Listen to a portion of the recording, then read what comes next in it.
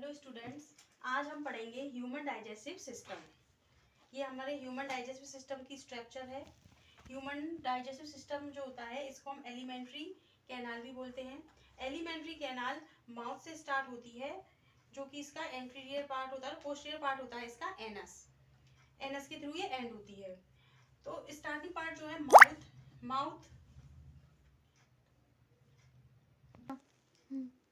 Mouth open होता है oral cavity में। ओरल कैविटी जो होती है इसको बकल कैविटी भी कहते हैं। बकल कैविटी में टीथ और टंग, ये टू थिंग्स जो है वो प्रेजेंट होती हैं। टीथ जो होते हैं वो दो तरह के होते हैं, आप सभी को पता है। टेम्परेरी टीथ जो होते हैं वो चाइल्डहुड में मतलब बचपन में प्रेजेंट होते हैं, लेकिन जब वो टेम्परेरी टीथ टूट जाते हैं तो उसके बाद आते हैं परमानेंट टीथ। इसमें एक मासल स्ट्रक्चर होती है माउथ के अंदर, ओरल कैविटी के अंदर, वो होती है टंग। टंग जो होती है उसमें सब मैक्सिलरी एंड सब लिंगुअल ग्लैंड्स प्रेजेंट होती हैं। इसके बाद नेक्स्ट पार्ट जो आता है टंग के बाद वो आता है फेरिंग्स। फेरिंग्स जो होता है ये हमारे फूड एंड एयर दोनों के लिए एक कॉमन पैसेज होता है, मतलब एक कॉमन रास्ता होता है। इसके थ्रू ही हमारा खाना और एयर जो हम सांस लेते हैं, ब्रीथ करते हैं, वो दोनों के लिए एक ही मार्ग होता है, फेरिंग्स। उसके बाद नेक्स्ट पार्ट आता है ईसोफेगस। ईसोफेगस जो होती है वो जे शेप स्ट्रक्चर होती है, जिसका एंड पार्ट जो होता है वो होता है स्टोमक। ईसोफेगस जो होती है वह लंबी एक ट्यूब लाइक स्ट्रक्चर होती है, जिसमें नीचे की तरफ स्टोमक प्रेजेंट होता है। स्टोमक जो होता है वो एक सैक लाइक स्ट्रक्चर होती है। सैक लाइक स्ट्रक्चर का मीन्स होता है थैलेनुमा संरचना होती है, जिसमें गैस्ट्रिक जूस प्रेजेंट होते हैं और हमारे फूड का डाइजेशन भी स्टोमक में स्टार्ट होता है।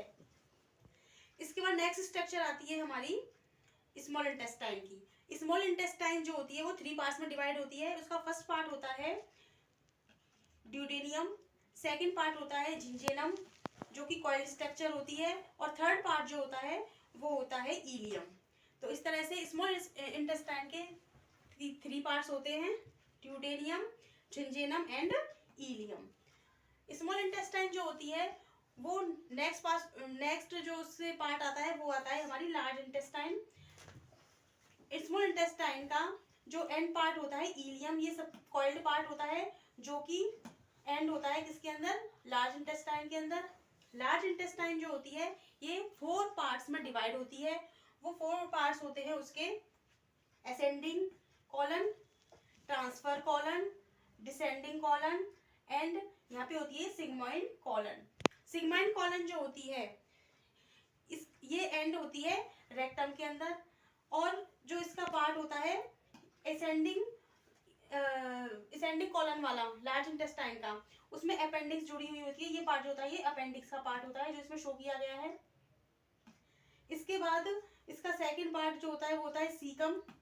सीकम के बाद इसका नेक्स्ट पार्ट होता है लार्ज इंटेस्टाइन का रेक्टम।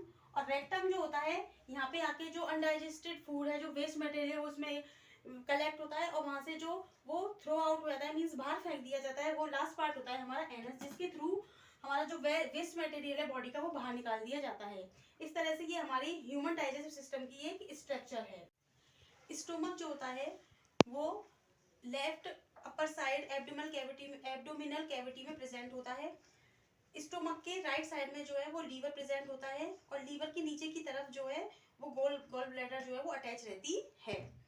लीवर जो होता है इसका डाइजेस्टिव सिस्टम में बहुत इंपॉर्टेंट पार्ट होता है, क्योंकि ये बाइल जूस का सीक्रेशन करता है। वो बाइल जूस जो होते हैं वो फूड के डाइजेशन में हेल्प करते हैं।